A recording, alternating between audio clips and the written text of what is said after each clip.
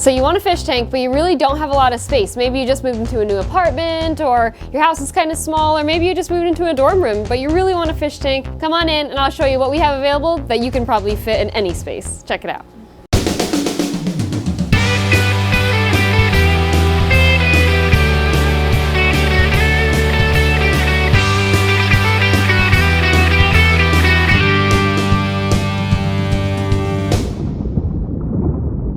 Welcome back to another episode of Ocean State Aquatics TV with me, Salty Alley, here at our Wakefield location. And today we're talking nano tanks, specifically beta tanks. We're showing you basically how to set up a proper beta tank in one of my Tideline 11.3 gallon cubes. And this is a wonderful small aquarium for a beta or even little small nano fish. I love this tank because it's an all-in-one aquarium, which means that it has a built-in filter right here on the back, similar to a water box if you're familiar. But if you're not, we'll talk about how that works.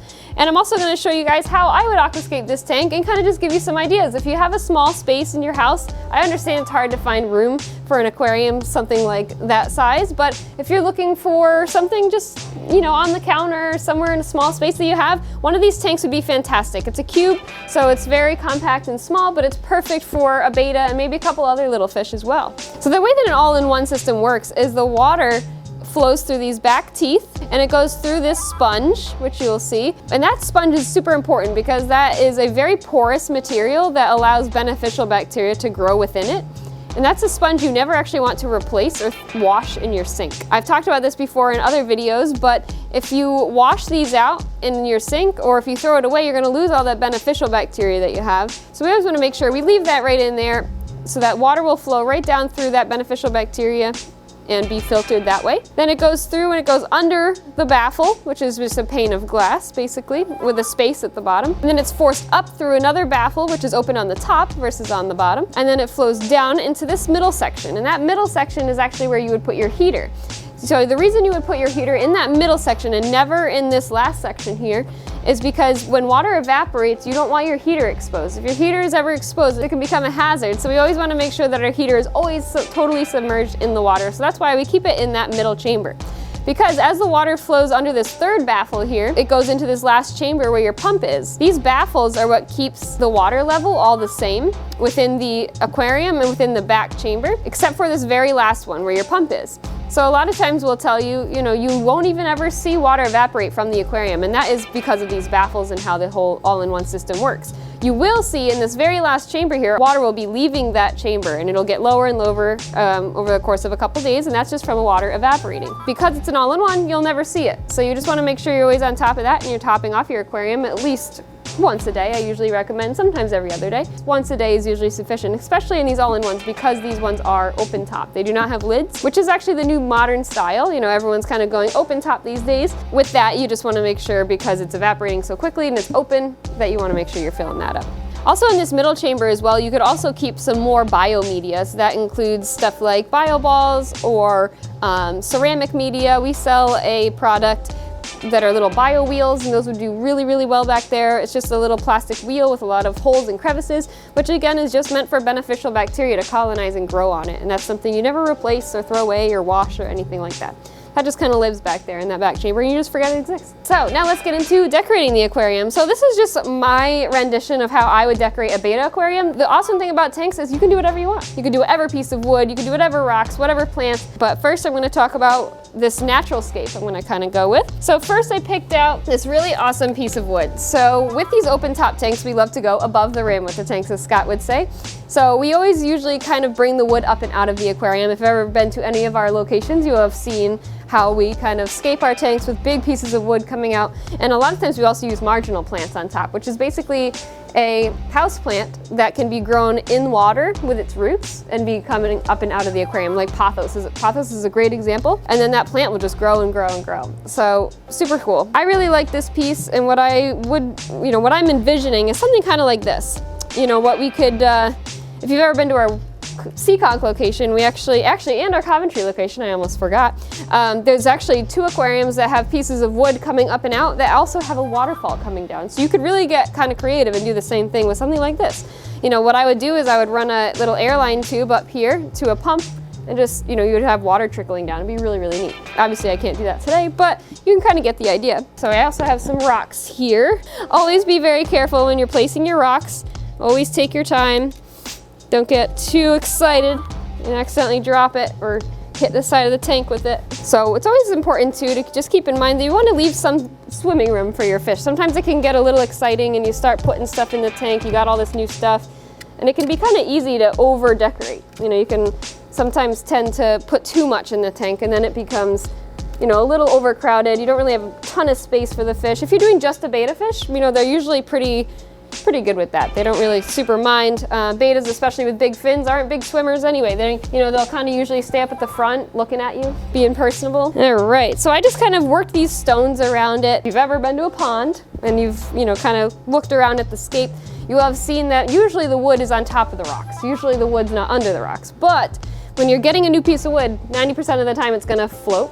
So typically, you know, the way I have this right now will work eventually, you know, once the wood sinks. But, you know, if you were to take this home, you would want to set another rock here probably to keep it down because it would probably float. Wood has to get waterlogged and it can take a long time. A lot of people will buy a piece of wood and expect it to sink within a week. Typically, most pieces take upwards of 3, 4, 5, sometimes even 6 weeks to even remotely sink. Some of our really big pieces take a really long time. I have 2 huge ones that are still very buoyant if I take the rocks off. But, you know, once this was sinking, we'll pretend, this is kind of how I would have it because it looks a little more natural. You know, the wood, we'll say, would have fallen into the pond, for example. So it wouldn't be under the rocks typically, it would be on top. So that's kind of you know, I always try to keep that in mind. So next, I've grabbed some catappa leaves. These are Fritz's catappa leaves. These are almond leaf, Indian almond leaf. These are fantastic for bettas. They're also fantastic for shrimp and any other fish that likes a lower pH. We usually add these in for bettas, for shrimp, sometimes even discus as well. And also it leaches tannins into the water, which your wood will do as well. Typically, if it's your first aquarium, you set your wood in, the next morning you wake up and your tank looks like tea almost. You're like, oh God, what happened? And it's just from the wood. The wood is leaching wood tannins. And the same thing with these leaves. They do the exact same thing. Those tannins are super beneficial for fish. Fish actually really benefit from them.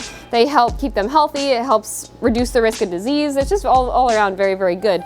So it may not look the best if you're looking for a nice crystal clear aquarium. It's not gonna look like that right away. But the easiest thing to do is just do 50% water changes and a max out carbon in the back chamber here. And that will remove the tannins in no time at all.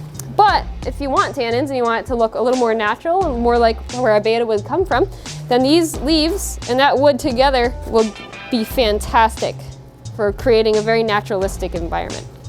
So with the leaves, I kind of just threw them in there haphazardly because, you know, they're not really placed in nature, so I just kind of threw them in there. These will float when you first get them. If you think about getting the catappa leaves, they will float usually for a day or so. You can boil them and that can speed up the sinking process, but I usually just kind of let them float around until they sink or place some sand on top and they usually stay down with that. Some other things I would suggest if you're setting up a betta aquarium would be something like our dark water, Fritz dark water product here. This is again just tannins. It's tannins in a bottle. So if you know, over time you do a lot of water changes, you know, you add your leaves, your tannins are eventually gonna dissipate over time. So if you wanted to add some more in there, we have this dark water, which is fantastic. We also have a betta guard. This is what I always suggest for a betta tank. This is a water conditioner with almond leaf extract. So again, we're using the almond leaf and it's a water conditioner, look just like their product guard. These Tideline aquariums are also really great tanks for bettas because they actually come with a small little pump on it that's actually nice and slow.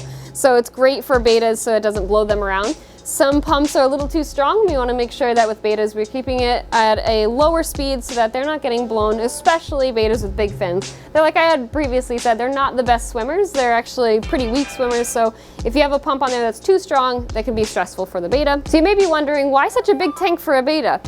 Well, because bettas really prefer a larger aquarium. So you may see bettas in small bowls as decor or, you know, for sale in a little cup. But we here at OSA prefer to keep bettas in aquariums because they just tend to be so much happier. They tend to do a lot better and they stay healthy, and they live longer, and they just overall do a heck of a lot better in an aquarium. You may have heard that bettas live in puddles in the wild, which can be true, but it's actually more of a myth. Bettas will live in puddles for very short periods of time during the drought season when the water has lowered and evaporated and they're kind of just stuck in a puddle. They can survive in that because they can breathe air. They have a labyrinth lung, which means that they can come up, take a breath of air, and they'll do fine like that in a puddle or somewhere with very low oxygen for a period of time. But it's not ideal. During the wet season, they have entire rice paddies and lots of water to swim in, and they are just happier, healthier, and just all around better fish when they have a tank to swim in where they're not worrying about high ammonia levels and low oxygen. When they have all of the available oxygen and they have a clean tank with a lot of water volume, they just tend to thrive. You may have also heard that bettas can't live with anything else. Well, we're gonna break that myth as well. So here at OSA, we actually keep all of our bettas in aquariums with other fish because they do really well with other fish. They will fight with other bettas. You cannot keep two male bettas together for sure because they will fight to the death. You can actually keep female bettas together, but that's a whole nother topic. So one day we'll talk about that as well. But with a male betta, ideally, you keep him with a bunch of small schooling fish. The reason for that is because schooling fish are usually very docile and they're not gonna bother the betta. When it comes to bettas, the biggest thing to worry about is other fish being mean to them, not them being mean to other fish. Bettas have those big flowy fins that just look totally appetizing to other fish. I don't know why, but they do. So fish love to nibble at that. They're curious, they wanna know what that is, can they eat it, and they tend to pick at the betta's fins until they basically have none left. And this can obviously be very detrimental to the betta, so we always make sure that we're pairing them with fish that are very docile, that do not have the tendency to nip at them.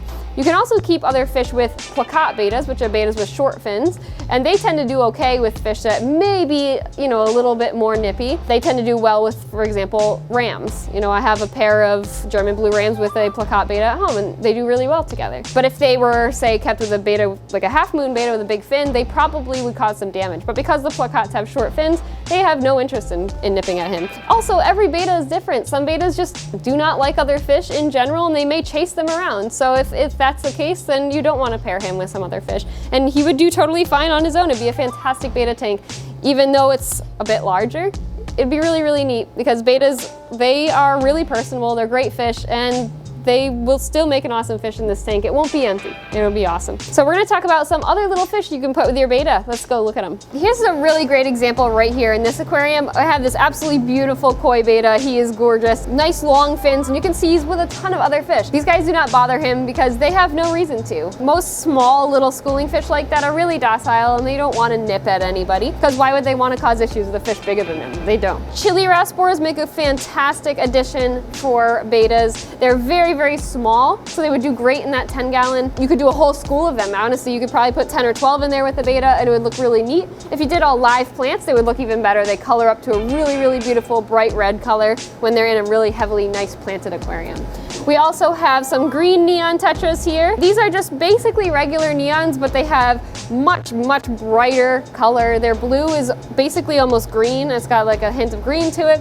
They're a bit hardier of a species and they stay a tiny bit smaller as well. So they're a really great, fantastic addition with a betta. We also have these awesome fork-tail rainbows. These are a little small rainbow species. You can see the males here have the bright yellow fins and the females have the shorter fins. I think that's just a male and a bunch of females in there. But those do really well with bettas. One thing with the rainbows is they can be jumpers. So an open top lid, just keep that in mind. But really any fish has the ability to jump. So we always want to make sure that we're picking fish accordingly. We have some Stiphodon gobies in here with the betta as well. They're a fantastic addition to go with the betta because they are very docile. They're just algae eaters basically and biofilm eaters like shrimp. They can actually do really well with shrimp too. They won't eat them or their babies. You can also usually keep bettas with shrimp. I say usually because some bettas can be a little iffy with shrimp. I've had bettas consume shrimp, but I've also had lots of people keep bettas with shrimp and have no issue. They typically will go for the babies unless you have a very heavily planted tank where the baby shrimp can hide. But if you're not really worried about breeding your shrimp and you just like big shrimp in there, they typically will go really well together. Especially in a bigger aquarium like that 10-gallon, they tend to not really bother with them. So in this tank, I have some really awesome emerald rasboras. These guys are a fantastic fish as well. They stay very small. They're actually full grown right now, but a big group of them with a betta would be great. You can actually see right here a really nice half moon betta just hanging out. I've got them in here with guppies. Guppies are always like another hit or miss fish to go with bettas. This guy's been really good so far. He's been very friendly. He hasn't bothered the guppies at all. Some bettas, on the other hand, can be a bit nippy with guppies because they have that flowy fin. Bettas sometimes will confuse them for another betta, or like I had said before, they're curious. They want to check out what that is. Is it food? Can I eat it? and they tend to just be kind of nippy at the bettas. But if you have a big half moon betta like that, that's got big flowy fins, they're not great swimmers and they typically can't keep up with the guppies anyway. And they usually tend to give up chasing them after a few minutes.